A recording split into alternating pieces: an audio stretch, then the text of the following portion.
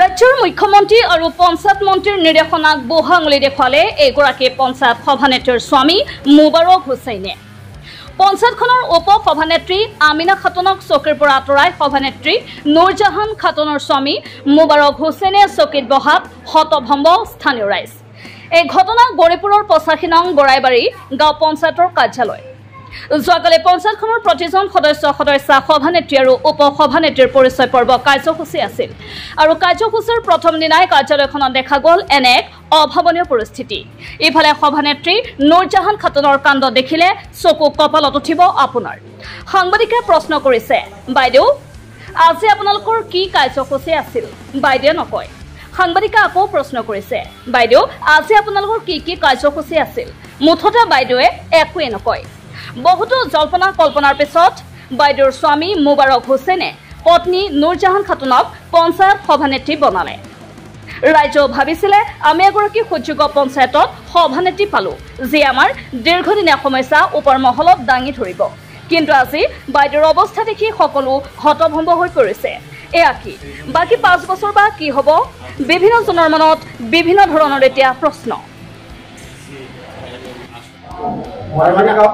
আমার আজকে কি হইল কাছে সুবিধা কি হইল আপনারা ঠিক আছে ক্যামেরাটা ফোন দিয়ে আজকে নতুন আর দিনটা তার দিনবার করে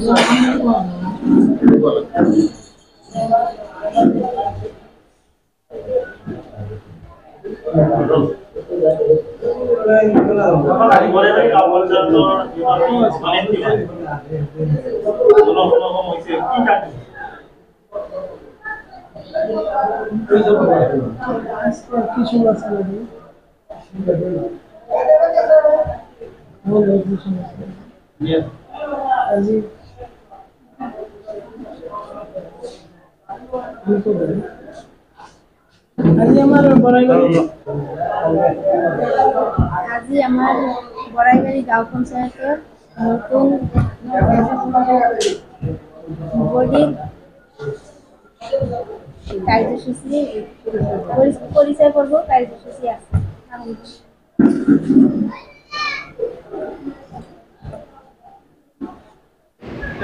বিশেষ প্ৰতিবেদকৰ ৰিপৰ্ট দ্য নিউজ লেন্স।